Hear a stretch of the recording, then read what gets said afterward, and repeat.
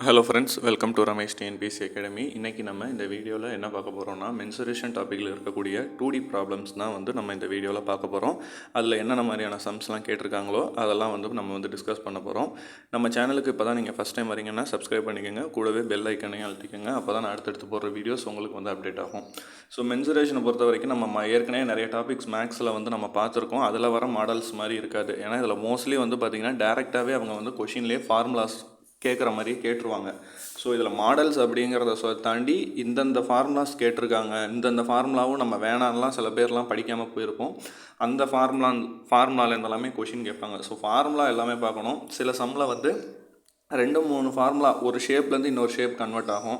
So அந்த மாதிரி நிறைய வெரைட்டிஸ் இருக்குது. எல்லாமே நம்ம பார்ப்போம். ஸோ ஃபஸ்ட்டு மாடல் பாருங்கள், ரொம்பவே ஈஸியான மாடல் தான். இந்த மாதிரி டேரெக்டாக கொஷின் கேட்டாங்கன்னா நம்ம ரொம்ப லக்கின்னு அர்த்தம். ஏன்னா இந்த மாதிரி ரொம்ப ஈஸியாக அவங்க கேட்குறது சில எக்ஸாம்ஸில் தான் கேட்குறாங்க. சில எக்ஸாம்ஸ்லலாம் இவ்வளோ டேரெக்டாக கேட்க மாட்டுறாங்க. ஸோ இவ்வளோ டேரெக்டாக கேட்டால் நம்ம ஃபார்முலாஸ்க்கு ஏற்கனவே வீடியோ போட்டிருக்கோம், அதை பார்த்துருங்க. ஃபார்முலாஸ் தெரிஞ்சாலே நம்ம ஈஸியாக அப்ளை பண்ணிடலாம். இப்போ ஃபஸ்ட்டு கேள்வியை பாருங்கள். 7 சென்டிமீட்டர் ஆரம் உள்ள அரைவட்டத்தின் பரப்பு, அவ்வளோதான், டேரெக்டாகவே கேட்டாங்க. அதாவது ரேடியஸ் 7 சென்டிமீட்டர் இருக்குது. இதோட ஏரியா ஆஃப் செமி சர்க்கிள் சொல்லுங்கன்ட்டாங்க. செமி சர்க்கிளோட ஃபார்முலா நமக்கு தெரியும், πr²/2. இதே வெறும் சர்க்கிள்னால் πr², அவ்வளோதான். இதே காலுக்குன்னா அதுக்கு ஒவ்வொன்றுக்குமே நம்ம பார்த்துருந்தோம், πr²/4 அந்த இது வரும். ஸோ ஈஸியாகவே பார்த்திங்கன்னா நமக்கு டேரெக்டாகவே ஃபார்முலா இந்த மாதிரி மெத்தடு கிடச்சாலே போதும். ஸோ ஈஸியாக நம்ம இது பண்ணலாம். பைக்கு வேல்யூ 22/7 தான் நம்ம அப்ளை பண்ணுவோம். r²க்கு 2 டைம்ஸ் 7 × 7 போட்டு /2 கீழே இருக்க டினாமினேட்டரில் அப்படியே இருக்குது. ஸோ எதெல்லாம் கிராஸ் மல்டிபிள் அடிக்க முடியுதுன்னு பாருங்கள், மல்டிப்ளை பண்ண முடியுதுன்னு பாருங்கள். ஸோ அதெல்லாம் தான் கடைசியில் ஆன்சராக வரும். ஸோ 22 2ஆல் அடிக்கலாம், 7க்கு 7 கேன்சல் ஆகுது. ஸோ ஆன்சர் ஏரியா 77 சென்டிமீட்டர் ஸ்கொயர்னு நமக்கு கிடைக்கிது. ஸோ இந்த மாதிரி ஃபஸ்ட்டு மெத்தட்லாம் இவ்வளோ ஈஸியாக கொஷின்ஸ் வந்தால் நம்ம லக்கி தான்.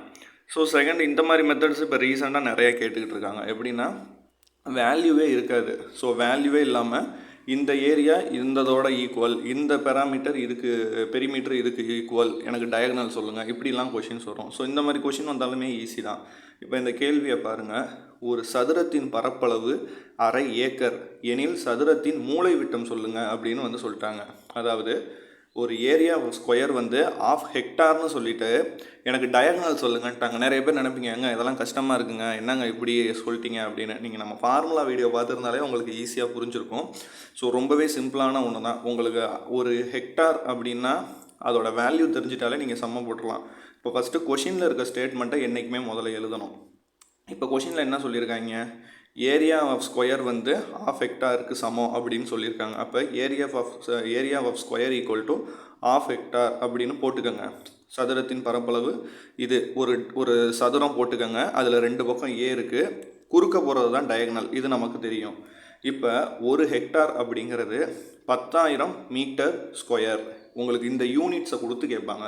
ஸோ யூனிட்ஸ் டேபிள் நீங்கள் படிச்சிங்கன்னா இந்த சம் ஈஸியாக போட்டுடலாம். அப்போ ஒரு ஹெக்டார் 10,000 ஸ்கொயர்னா ½ ஹெக்டார் எவ்வளோ, 5,000 மீட்டர் ஸ்கொயர். சரிங்களா, 5,000 மீட்டர் ஸ்கொயர். அப்போ ஏரியா அப்படிங்கிறது பார்த்திங்கன்னா எவ்வளோ நமக்கு எடுத்தோன்னே தெரிஞ்சு போயிடுது. இந்த ஸ்கொயரோட ஏரியா 5,000 மீட்டர் ஸ்கொயர். இப்போ ஒரு சதுரத்தோட ஏரியா கண்டுபிடிக்க நம்ம என்ன பண்ணுவோம், பக்கத்துக்கு பக்கம், நம்ம ஷார்ட்கட்டில் சொல்லியிருக்கோம், பக்கத்துக்கு பக்கம். அப்போ ஏ இன்ட்டு ஏ தான் ஏரியா. அப்போ 2 ஸ்மால் ஏவை மல்டிப்ளை பண்ணது தான் இந்த ஏரியா. எப்படி 2 ஸ்மால் ஏவை மல்டிப்ளை பண்ணது தான் இந்த பெரிய ஏரியா 5,000. இப்போ ஒரு ஏவோட வேல்யூ கண்டுபிடிச்சாதான், ஏன்னா டயகனல் ஃபார்முலா நமக்கு தெரியும், ஏ √2 மல்டிப்ளை பண்ணணும். இப்போ நமக்கு ஒரு ஏ தான் தெரியணும். இப்போ 2A 5,000 மீட்டர் ஸ்கொயர்னால் ஒரு ஏ கண்டுபிடிக்கணும்னா என்ன பண்ணணும், ஸ்கொயர் ரூட் போட்டால் தெரிஞ்சிருமா. 5,000க்கு ஸ்கொயர் ரூட் போடுங்க.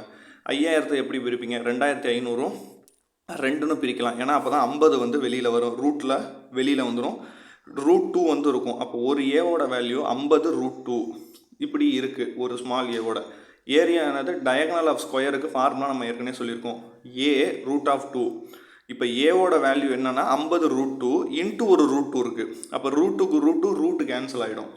அப்போ 50 × 2ன்னு வரும். அப்போ 100 மீட்ரு தான் இதோட மூலை விட்டம். சரிங்களா. ஸோ ரொம்ப ஈஸியான சம் தான். உங்களுக்கு அதோட ஐடியாலஜி தெரிஞ்சிருச்சு. அவன் கொஷினை ஃபஸ்ட்டு டயக்ராம் போட்டு பாருங்கள். ஸோ அந்த டயக்ராம் கான்செப்ட்லேயே உங்களுக்கு ஆன்சர் ஈஸியாக கிடச்சிரும். அடுத்து பாருங்கள், முக்கோணத்துலேருந்து ரீசெண்டாக நிறைய கொஷின்ஸ் கேட்குறாங்க. ஸோ முக்கோணத்தில் மோஸ்ட்லி எனக்கு தெரிஞ்ச வரைக்கும் டைரக்ட் கொஷின்ஸாக தான் வருது. ஸோ பட் ஆனால் வந்து பார்த்திங்கன்னா உங்களுக்கு ஃபார்முலா வந்து கிளியராக தெரியணும், எந்த முக்கோணம் கேட்குறாங்க அப்படிங்கிற மாதிரி இருக்கணும். இப்போ என்ன கொஷின் கொடுத்துருக்காங்கன்னா, சிலதில் வந்து பித்தாகரஸ் தியரம் அப்ளை பண்ணுற மாதிரிலாம் சம் வரும். ஆனால் இது வந்து டைரெக்டான கொஷின் தான். ஒரு முக்கோணத்தின் அடிப்பக்கம் வந்து 9 சென்டிமீட்டர், உயரம் 12 சென்டிமீட்டர் எனின் அதன் பரப்பளவு கேட்குறாங்க. அதாவது ஒரு ட்ரையாங்கிள் இருக்குது, அதோட பிரெத் வந்து 9 சென்டிமீட்டரும் ஹைட் வந்து 12 சென்டிமீட்டர்னு சொல்லிட்டு ஏரியா கேட்குறாங்க. So triangle area of triangle formula நமக்கு ஏற்கனவே தெரியும், 1/2 இன்ட்டு பி இன்ட்டு ஹெச். அது அப்படியே மல்டிப்ளை பண்ணணும் அதான். ஸோ 1/2 இன்ட்டு 9 இன்ட்டு 12னு போடுறோம். 2க்கும் 12க்கும் கேன்சல் ஆகுது 6. அப்போ ஏரியா வந்து 54 சென்டிமீட்டர் ஸ்கொயர். ஏன்னா அங்கே என்ன யூனிட் இருக்குன்னு கவனித்து பார்க்கணும். ஏன்னா ஒரே ஆப்ஷன் கொடுத்து யூனிட்டை மாற்றி கொடுப்பாங்க. இப்போ உங்களுக்கு கொஷினில் சென்டிமீட்டர் இருக்குது, ஆனால் ஆப்ஷனில் இன்னொரு 54 வச்சு மீட்டர் ஸ்கொயர் போட்டிருப்பாங்க. ஸோ கொஞ்சம் கவனமாக நீங்கள் ஆன்சர் பண்ணணும். யூனிட்ஸும் மாறினாலும் தப்பு தான். இப்போ அடுத்த கொஷின் பாருங்கள். இது வந்து அந்த சர்க்குலர் பார்த்து, அதாவது 2 வேல்யூவை கொடுத்து கேட்குற மாதிரி சம். இது ஈஸி தான். நிறைய பேர் இதுவுமே கஷ்டம்னு நினைக்கிறீங்க. இதெல்லாம் வந்தால் தான் ரொம்ப ரொம்ப ஈஸியான ஒரு மாடல். இதில் என்ன கொடுத்துருக்காங்க அப்படின்னு கொஷினை முதல்ல பாருங்கள். ஒரு 7 சென்டிமீட்டர் ஆரம் உள்ள ஒரு வட்டம் இருக்குது, ஒரு வட்ட வடிவான மையம் இருக்குது. ஃபஸ்ட்டு வந்து ஒரு சர்க்கிள் இருக்குது, அதை சுற்றி வெளிப்புறத்தில் ஒரு 7 மீட்டர் அகலமுள்ள ஒரு பாதை இருக்குது எனில் அந்த பாதையோட பரப்பளவு சொல்லுங்கள் அப்படிங்கிறாங்க. அதாவது ஃபஸ்ட்டு ஒரு சர்க்கிள் இருக்கான் 7 சென்டிமீட்ரு, அதுக்கு வெளியில், அந்த வெளியிலேருந்து ஒரு 7 சென்டிமீட்டருக்கு இன்னொரு சர்க்கிள் இருக்குது. இப்போ இது ரெண்டுக்கும் இடைப்பட்ட அந்த பாதை, அதை வந்து அதோட ஏரியா சொல்லுங்கிறாங்க. இப்போ சர்க்கிளை ஃபஸ்ட்டு ட்ரா பண்ணிக்கோங்க. உள்ளே வந்து ஒரு 7 சென்டிமீட்டர் இருக்குங்க. அந்த உள்ளே இருக்க சர்க்கிளோட இது சென்ட்ரு பாயிண்ட்லேருந்து எங்கிட்டு போனாலுமே 7ன்னு நமக்கு தெரியும். இப்போ அந்த உள்ளே இருக்க சர்க்கிள்லேருந்து ஒரு 7 சென்டிமீட்டர் போட்டிருக்காங்க, சரிங்களா? இப்போ வந்து அப்போ வெளியில் இருக்க சர்க்கிளோட ஆரம் எவ்வளோ வரும்? 14 வரும். 7 கூட்டினா எவ்வளோ? 14 வரும். உள்ளே மட்டும் வெறும் 7. இப்போ இவங்க என்ன கேட்குறாங்கன்னா, அந்த பாதையோட ஏரியாவை மட்டும் சொல்லுங்கிறாங்க. இதை நீங்கள் எப்படி வேணாலும் எடுத்துக்கலாம். R1 R2ன்னு எடுத்துக்கலாம், இல்லை பெரிய வேல்யூவை வந்து கேபிட்டல் ஆர்னும் சின்ன வேல்யூவை ஸ்மால் ஆர்னு எடுத்துக்கலாம். என்னை பொறுத்த வரைக்கும் நீங்கள் வந்து கேபிட்டல் ஆர் ஸ்மால் ஆர்னு எடுத்துக்கிறது தான் உங்களுக்கு ஈஸி. இப்போ ஒன்றும் கிடையாது. அந்த இடைப்பட்ட பாதையோட டிஃப்ரென்ஸ் கண்டுபிடிக்கிறது ரொம்ப சிம்பிள். பெரிய ஆருக்கு ஏரியா கண்டுபிடிங்க, சின்ன ஆருக்கு ஏரியா கண்டுபிடிங்க. அது ரெண்டுக்குள்ள டிஃப்ரென்ஸ் தான் அந்த பாதையோட ஏரியா. இப்போ பெரிய ஆறுங்கிறது 14 மீட்டருங்கிறது கேபிட்டல் ஆறு, வெறும் 7 மீட்டருங்கிறது ஸ்மால் ஆறு. சரி, நமக்கு வந்து இப்போ ஏரியா ஆஃப் சர்க்கிளோட ஃபார்முலா நமக்கு தெரியும். வட்டத்தின் பரப்பளவு என்ன? வெறும் πr ஸ்கொயர். 2 பக்கம் எழுதிக்கோங்க. ஒன்று வந்து கேபிட்டல் ஆறு 14 மீட்டரும், இன்னொரு ஸ்மால் ஆறு 7 மீட்டரும் எழுதிக்கோங்க. இங்கிட்டு வந்து பை கேபிட்டல் ஆர் ஸ்கொயர், அங்கிட்டு பை ஸ்மால் ஆர் ஸ்கொயர். வேல்யூவை 2 பக்கமே சப்ஸ்டியூட் பண்ணுங்கள். ஃபஸ்ட்டு ஏரியா கண்டுபிடிக்கிறது கேபிட்டல் ஆருக்கு வந்து வேல்யூவை சப்ஸ்டியூட் பண்ணிங்கன்னா 616 மீட்ரு கிடைக்கிது. ஸ்மால் ஆர், அதாவது ஸ்மால் ஆருக்கு 154 மீட்ரு. இந்த 616 மீட்டருங்கிறது பெரிய வட்டத்துடைய பரப்பு ஏரியா. இந்த 154ங்கிறது சின்ன வட்டத்துடைய பரப்பு. இப்போ ஆனால் அவங்க நமக்கு கேட்குறது ஏரியாவை பார்த்து அந்த ரெண்டுக்கு இடைப்பட்ட இருக்க பாதையோட ஏரியா கேட்குறாங்க. அப்போ ரொம்ப சிம்பிள். இந்த பெரிய capital R minus small R formula தான். அப்போ 616 மைனஸ் 154 போட்டிங்கன்னா 462 கிடைக்கக்கூடியது அந்த இடைப்பட்ட பாதையுடைய ஆரம், சரிங்களா? ஸோ இதுதான். ஸோ இந்த மாதிரி சம் வந்தாலும் நீங்கள் உடனே பேனிக் ஆகிட வேணாம். ரொம்ப ஈஸியான மெத்தடு தான். ஸோ கொஞ்சம் நம்ம டயக்ராம் அண்டர்ஸ்டாண்ட் பண்ணி போட்டாலே மென்சுரேஷன் ஃபார்முலாஸை ஈஸியாக இது பண்ணலாம். ஸோ இன்னும் நிறைய டைப் இருக்குது. ஒரே வீடியோவில் தொடர்ந்து பார்த்தா உங்களுக்கு வந்து தூக்கம் வந்தாலும் வந்துடும். ஸோ நான் அடுத்தடுத்த வீடியோஸில் அடுத்தடுத்த மாடலை போடுறேன். தொடர்ந்து பாருங்கள், சப்போர்ட் பண்ணுங்கள். நன்றி, வணக்கம்.